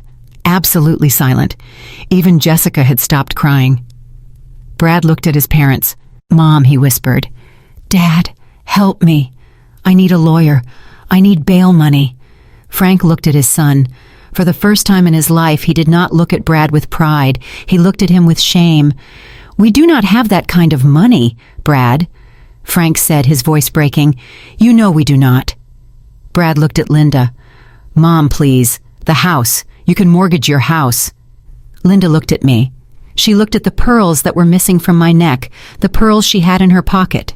She looked at Mr. Henderson, who was watching her closely.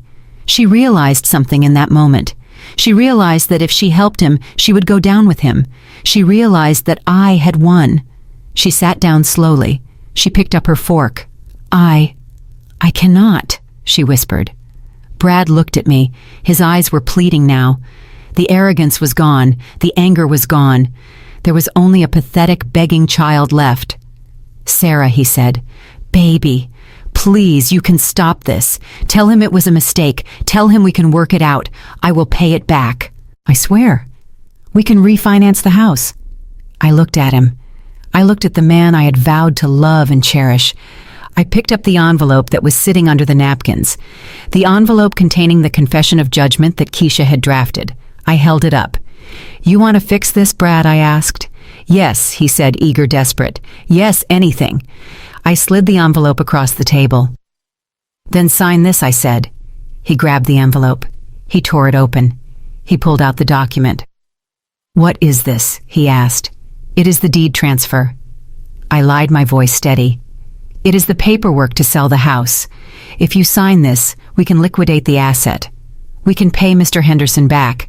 We can keep you out of jail." Mr. Henderson watched me.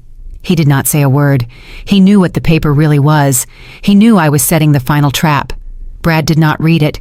He was too panicked. He saw a solution. He saw a lifeline. He patted his pockets looking for a pen. "Mom, give me a pen," he yelled. Linda fumbled in her purse. She pulled out a gold pen. She handed it to him. Brad flattened the paper on the table right next to the spilled wine. He signed his name. He signed it quickly, aggressively, pressing down so hard he almost tore the paper. "There," he said, looking up at me, his chest heaving. "It is signed. We can sell the house. We can fix this." I reached across the table and took the paper. I checked the signature. It was clear. It was bold. And it was witnessed by everyone in the room. I folded the paper and placed it back in the envelope. "Thank you, Brad," I said. I looked at Keisha's empty chair. I visualized her sitting in the surveillance van down the street, watching this moment on her screen. I looked at Mr. Henderson. He gave me a barely perceptible nod. Brad wiped the sweat from his forehead. "Okay, so what now?" he asked. "Do we call the real estate agent? Do I give Mr. Henderson a check tomorrow?" I stood up. "No, Brad," I said. I walked to the sideboard and picked up my phone. I pressed the speed dial for Keisha. "Now," I said, looking him dead in the eye. "Now we serve dessert." I put the phone to my ear. "Justice," I said into the receiver. That was the code word. The sound of sirens cut through the rain. They were close, very close.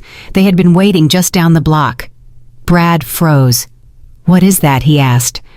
I smiled. A real smile this time, a smile of pure, unadulterated freedom. "That is the police, Brad," I said. "But I signed the paper," he stammered. "You said we would pay it back." I tapped the envelope in my hand. I lied. "You didn't sign a deed transfer, Brad. You signed a confession of judgment. You just admitted to the debt. You just admitted to the forgery. And you just admitted that this house and everything in it belongs to me." His jaw dropped. You tricked me." "Yes," I said. "I did. Just like you tricked me when you promised to love and honor me." The blue and red lights flashed against the dining room window, illuminating the horror on his face. Mr. Henderson stepped back to clear the path to the door. Jessica stood up and ran toward the back exit, her heels clacking on the floor, but she wouldn't get far. There were officers back there, too. I looked at my husband one last time. "You wanted a grand dinner," I said. "You wanted a memorable night." The front door burst open. Voices shouted. Police radios crackled. Heavy boots thundered down the hallway.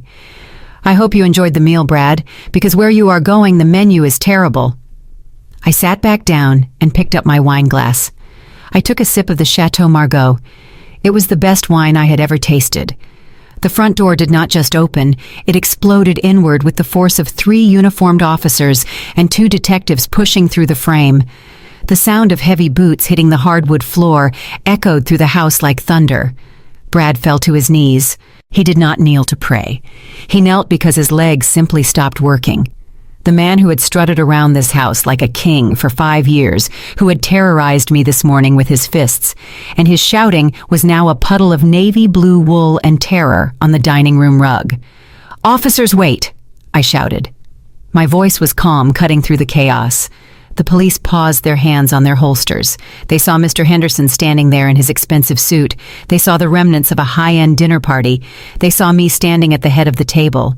Brad crawled toward Mr. Henderson. He grabbed the hem of the older man's trousers. It was a pathetic sight. Tears were streaming down his face, mixing with the sweat and the snot. "Mr. Henderson, please," he blubbered. Tell them it is a misunderstanding. I will pay it back. I have the house. Sarah said we could sell the house. Mr. Henderson looked down at Brad with the same expression one might look at a cockroach that had just scurried across a clean floor. He did not step back. He simply did not move. "I have already given my statement to the FBI." "Brad," Mr. Henderson said. His voice was devoid of pity. "You forged my signature, you embezzled corporate funds, and you tried to drag this company's reputation through the mud to fund your gambling addiction. There is no misunderstanding. But I signed the paper," Brad screamed, pointing at the envelope on the table. "I signed the deed. Sarah has it. We can pay you." Mr. Henderson looked at me. I picked up the envelope. I tapped it against my palm. "You did sign the paper, Brad," I said, looking down at him. "But like I told you, it wasn't a deed transfer, it was a confession. And confessions are free. They do not generate cash, they just generate prison time." Brad let out a sound that was half sob, half scream. "You B-word," he spat. "You set me up." I turned to the officers. "Officers, before you take him into custody, there is something you need to see, something that explains why we are all here tonight." I picked up the small silver remote control that had been sitting next to my wine glass all evening.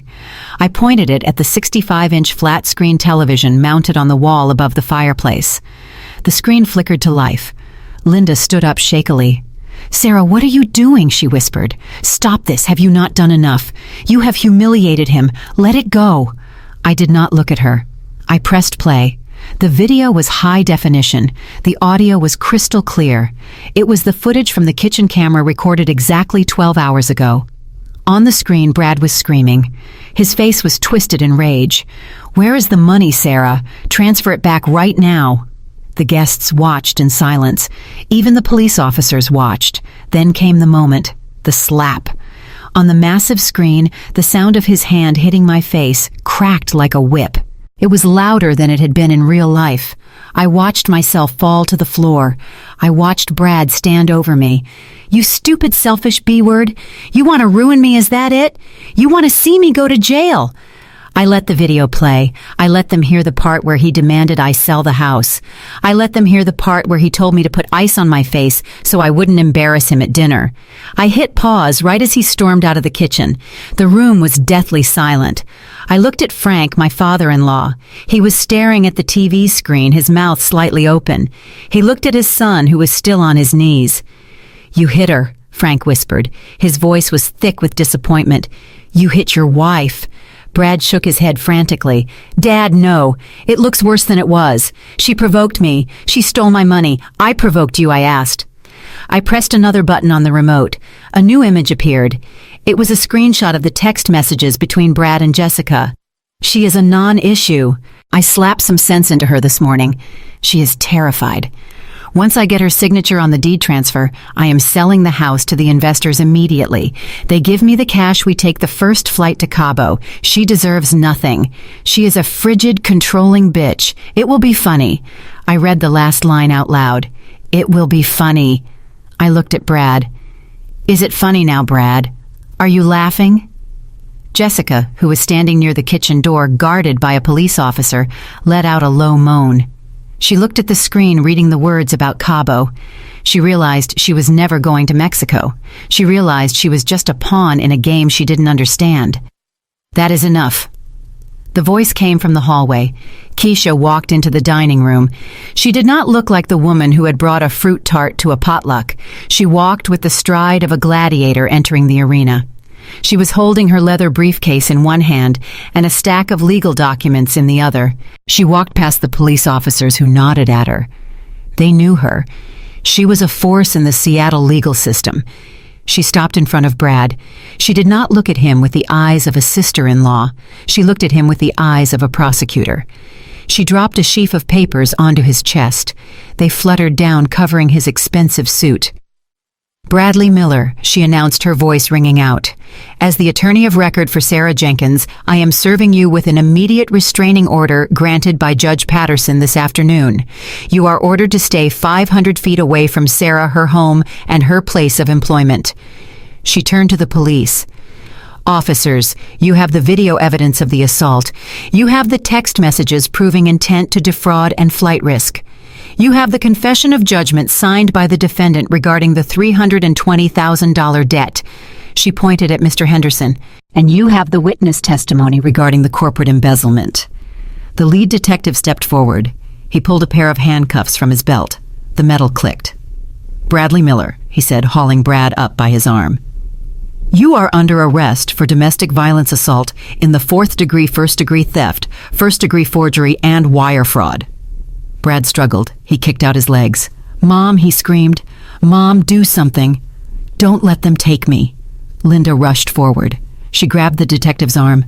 "You cannot take him," she shrieked. "He is a good boy. He is stressed. It is her fault. She drove him to this." Keisha stepped in between Linda and the detective. She held up a hand, stopping Linda in her tracks. "Back off, Linda," Keisha said, "unless you want to be charged with obstructing an officer." Linda turned her venom on Keisha. "You," she spat, "you are part of this, you ungrateful traitor. You are supposed to be family. After everything we did for you, we let you marry Ryan. We accepted you." "Accepted me?" Keisha laughed. It was a cold, sharp sound. "You tolerated me, Linda. You made jokes about my hair. You made comments about my background. You treated me like I was lucky to be allowed in your house, but you never respected me." Keisha reached into her briefcase. She pulled out her tablet. "And speaking of respect, Linda, we have some unfinished business." Linda's eyes darted around the room. "What are you talking about?" Keisha tapped the screen of her tablet. She turned it around so Linda could see. It was the video from this morning, the video from my closet. On the screen, Linda was holding my grandmother's pearl necklace. "I will take care of this for you. I know a buyer in downtown. A good wife would sell these." The video played on a loop. Linda putting the pearls in her pocket. Linda patting the pocket. Linda's face went white. She looked at her coat, which was draped over the chair in the corner, the coat with the pearls still in the pocket. Keisha walked over to the coat. She reached into the pocket and pulled out the necklace. The pearls gleamed under the chandelier light. Grand larceny, Keisha said, holding them up. Theft of property valued over $5,000. In the state of Washington, that is a felony, Linda. Linda staggered back. She grabbed the edge of the table to steady herself. I was just holding them, she stammered. I was going to give them back. Keisha shook her head.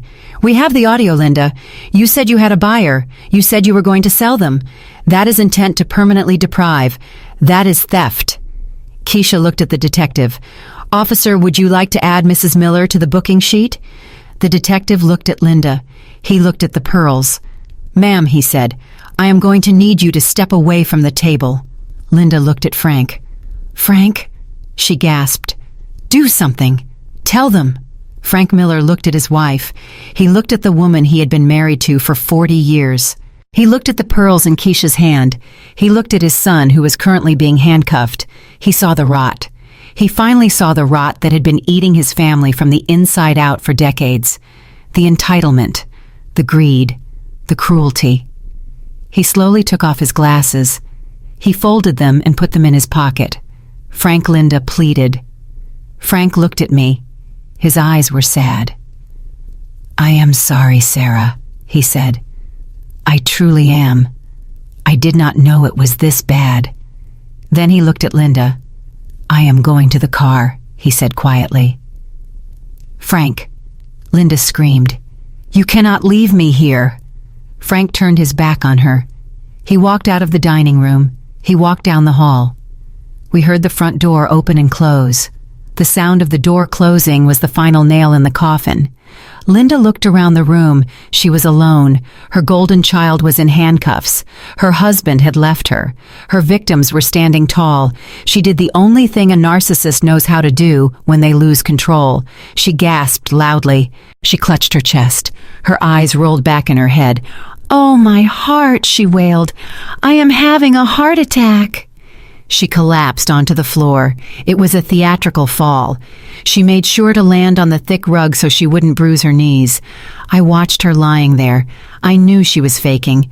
Keisha knew she was faking. Even the police officers looked bored. Get the paramedics, the detective sighed. But keep a guard on her. She goes to the hospital, then she goes to the precinct. 2 officers hauled Brad toward the door. He was sobbing openly now.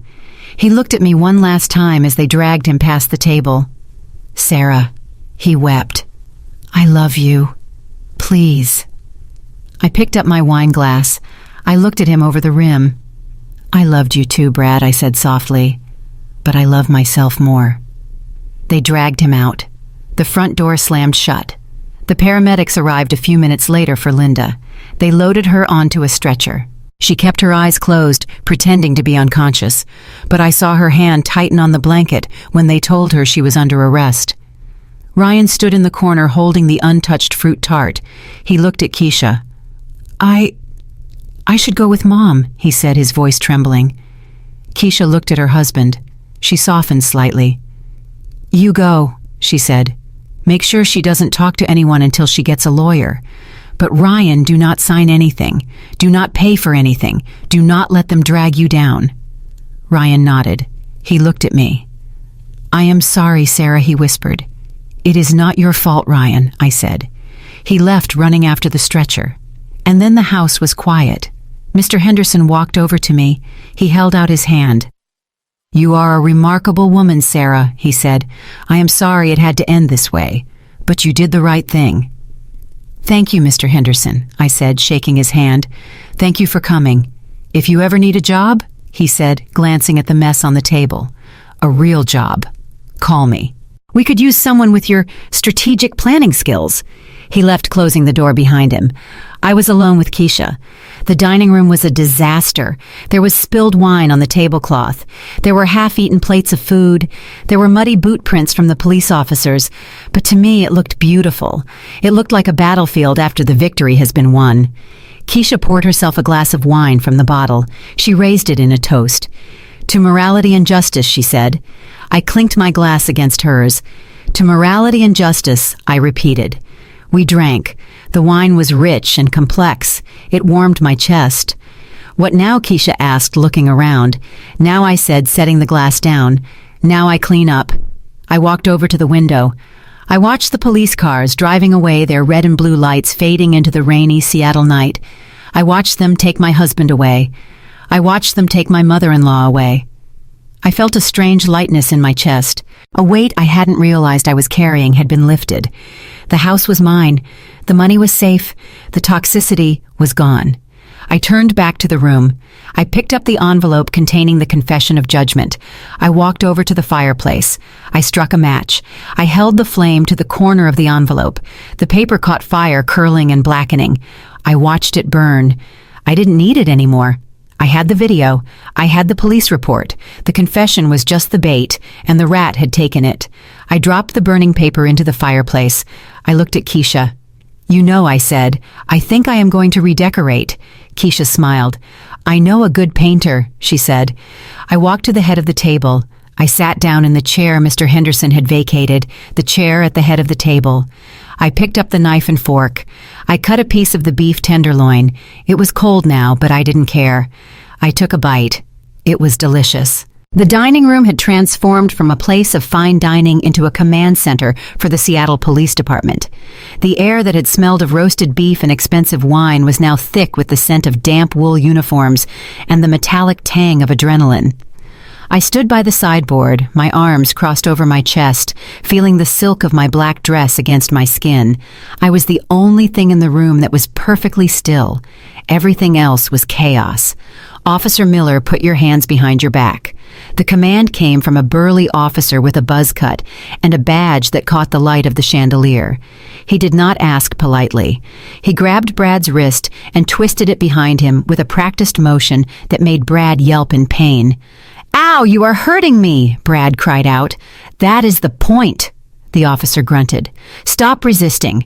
"I am not resisting," Brad sobbed. "I am cooperating. Please, just listen to me.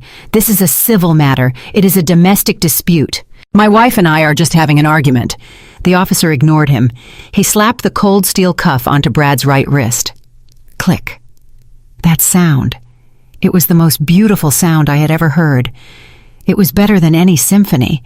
It was the sound of a heavy door slamming shut on 5 years of gaslighting and manipulation. The officer grabbed Brad's other hand. Click. "Bradley Miller, you are under arrest." The officer recited his voice, a monotone drone. "What for?" Brad screamed. "I did not do anything." The detective who had been talking to Keisha stepped forward. He held a clipboard. He looked down at Brad with the tired eyes of a man who had seen too many men like this. Men who thought the rules did not apply to them because they wore suits and drove Mercedes. "You are being charged with assault in the 4th-degree domestic violence," the detective read. "We have video evidence of you striking your wife at approximately 7 o'clock this morning." "That was an accident," Brad shouted. She fell. The detective continued, ignoring the interruption. "You are also being charged with 1st-degree theft and 1st-degree forgery. We have sworn statements from your employer regarding the embezzlement of corporate funds, and we have a signed confession regarding the fraudulent loan taken out against this property." Brad's head snapped up. He looked at me. He looked at the envelope I had burned in the fireplace. He realized that even though the paper was ash, the admission of guilt he had made in front of witnesses was permanent. And finally, the detective said, flipping a page, "Wire fraud. The FBI has flagged your accounts. You are looking at federal time, son." Brad's knees gave out. The officer holding him had to hoist him up by his armpits to keep him from collapsing onto the floor. Federal time. The words hung in the room. This wasn't just a night in the drunk tank. This was prison. This was the end of his career, the end of his reputation, the end of Brad Miller. I watched him crumble. I watched the arrogance drain out of him, leaving nothing but a scared little boy who wanted his mother. But his mother was on her way to the hospital under police guard, and his father had walked out on him. He was alone. Suddenly there was a commotion by the kitchen door. I turned to look. Jessica was trying to make a run for it. She had seen the handcuffs. She had heard the words, "federal prison." Her survival instinct had kicked in. She was trying to slip past a female officer who was standing guard by the back exit. "Excuse me," Jessica was saying, her voice high and shrill. "I need to leave. I have a yoga class in the morning. I am not part of this." The female officer stepped in front of her, blocking the path. "Ma'am, you are not going anywhere," the officer said. "We need your statement." "I do not know him," Jessica screamed, pointing a trembling finger at Brad. "I barely know him. We went on a few dates. That is it." Brad looked up from his knees. The betrayal on his face was almost comical. "A few dates," he croaked. "You said you loved me. You said you wanted to go to Mexico with me." Jessica spun around, her red dress swirling around her legs. "I wanted to go to Mexico with a rich man," she yelled back. "You told me you were the CEO. You told me you owned the company. You told me you were a millionaire." She looked around the room, her eyes wild. She looked at Mr. Henderson, who was watching her with disgust. She looked at the police. She looked at me. "He lied to me," she shrieked. "He said his wife was a monster who stole his money. He said he had millions in offshore accounts." She stomped her foot like a petulant child. "I am the victim here," she cried. "He promised me a lifestyle. Look at this dress. He bought this for me." Mr. Henderson cleared his throat. "Actually, miss," he said, "my company bought that dress, and we will be needing it back as evidence." Jessica let out a sound of pure frustration. She looked at Brad with hatred. "You loser," she spat. "You broke loser." The female officer took Jessica by the arm. "Okay, that is enough, ma'am. You can tell your story down at the station. We are going to need to know exactly how much of that stolen money you spent." "No," Jessica wailed as she was led away. "I am not going to jail. I have an Instagram following. This will ruin my brand." I watched her go. I felt a tiny flicker of pity for her. Just a tiny one. She was shallow and she was cruel, but she had been sold the same lie I had been sold 5 years ago. She had fallen for the image of Brad Miller, the successful businessman, the charmer, the provider. She was just lucky she found out the truth after 6 months. It took me 5 years. The room quieted down after Jessica was dragged out.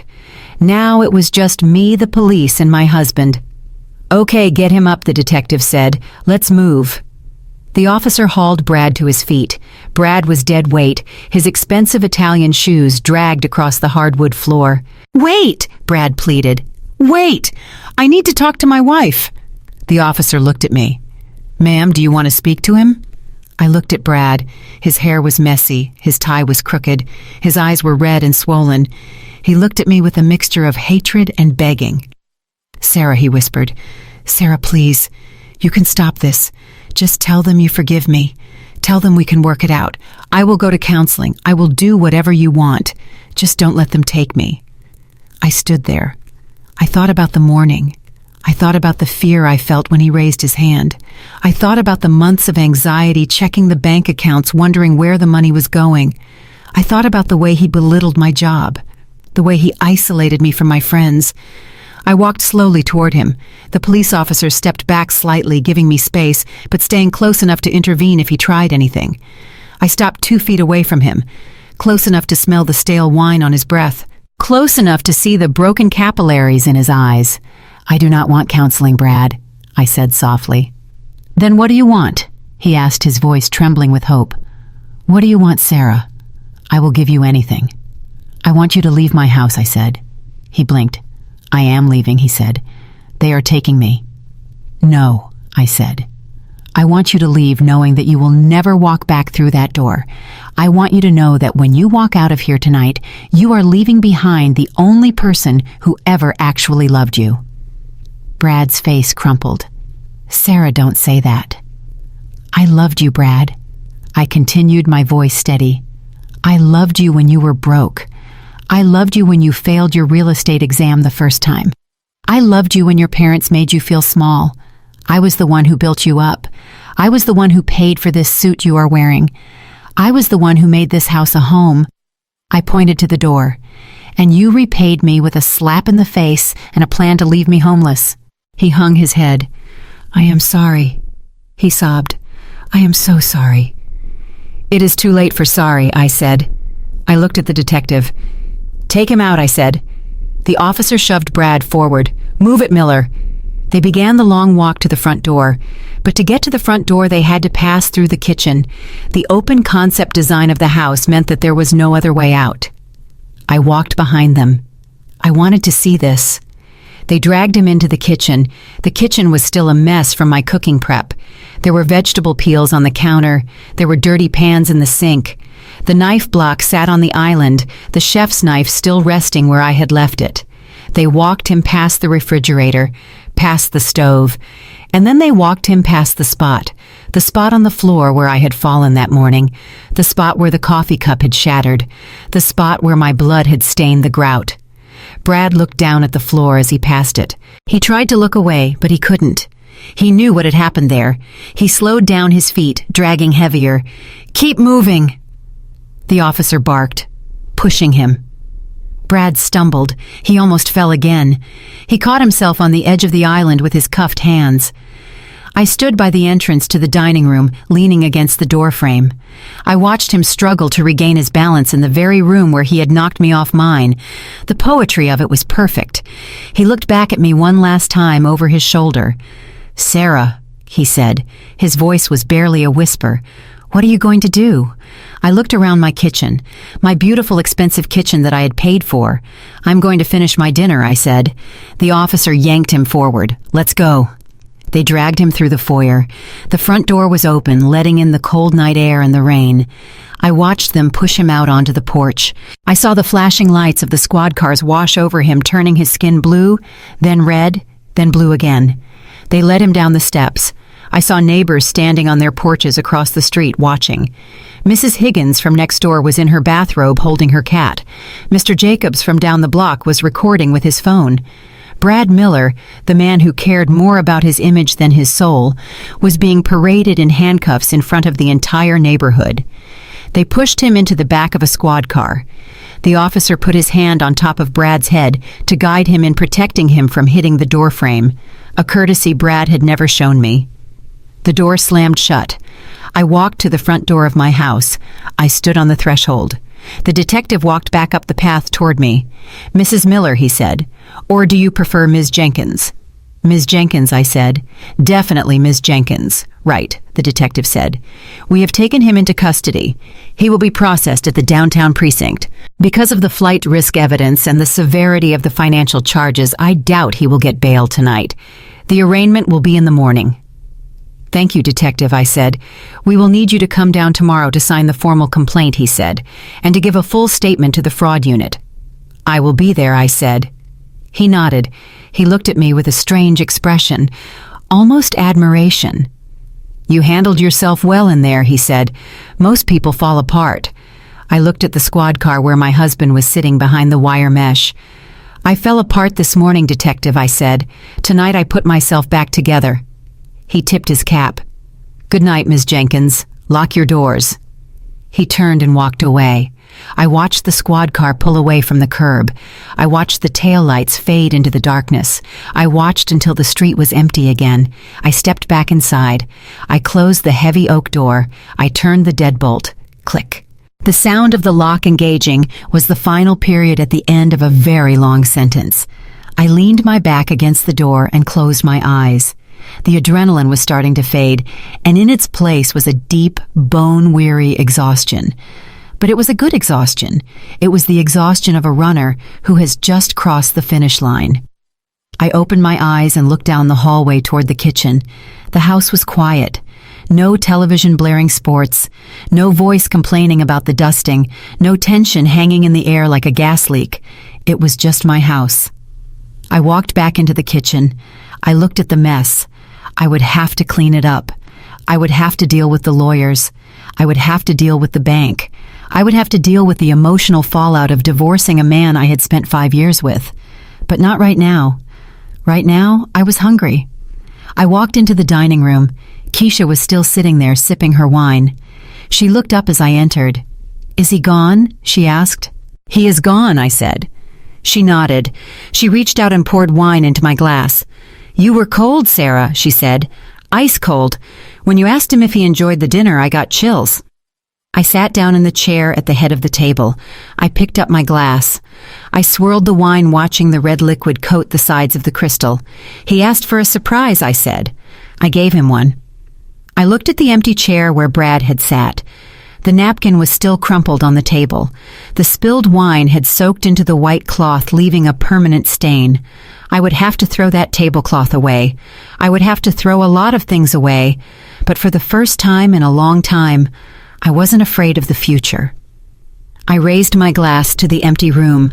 I looked at the spot where he had sat, where he had signed his life away, thinking he was winning. I whispered the words into the silence, words that were just for me. Bua toi ngon mieng chu chong yu. Enjoy your dinner, husband. I drank the wine, and then I picked up my fork and ate the cold beef. It was the best meal I had ever had. 3 months later, the rain in Seattle felt different. It no longer felt like a gray, heavy curtain, trapping me inside a house full of secrets. Now it felt like a cleansing rinse, washing away the grime of the last 5 years. I stood on the sidewalk looking up at the house on Oak Creek Drive one last time. The for sale sign in the yard had a bright red sticker slapped across it. Sold. I had listed the house 2 weeks after Brad's arrest. The market was hot, and the bidding war had been vicious. In the end, it sold for $1.2 million. A nice profit. A very nice profit. Because of the documents Keisha had filed and the confession of judgment Brad had signed that night, the court had frozen his assets but released the house to me as part of an emergency asset division order. The judge was not sympathetic to a man who had tried to defraud his wife. Brad's share of the equity was seized to pay back Mr. Henderson and the company. My share was mine. All of it. I watched the movers load the last box into the truck. It was not a big box. I had sold almost everything. The furniture, the art, the linens, the china. Especially the china. I didn't want any of it. I didn't want the plates that Linda had sneered at. I didn't want the bed Brad had slept in. I was walking away with my clothes, my laptop, and my peace of mind. I got into my car. It was a new car, a white Range Rover. I had traded in the sensible sedan Brad made me drive. He always said SUVs were gas guzzlers and bad investments. I started the engine. The leather smelled fresh and clean. I drove away without looking in the rearview mirror. I drove downtown to a glass-walled office building near Pioneer Square. I took the elevator to the 14th floor. Keisha was waiting for me in the conference room. She looked tired but triumphant. She had been working overtime on my case and on the criminal case against Brad. She slid a thick file across the mahogany table. "It is done," she said, leaning back in her chair. "The divorce is final. Judge Patterson signed the decree this morning. You are officially Sarah Jenkins again." I ran my hand over the file. Sarah Jenkins. It sounded like music. "And Brad?" I asked.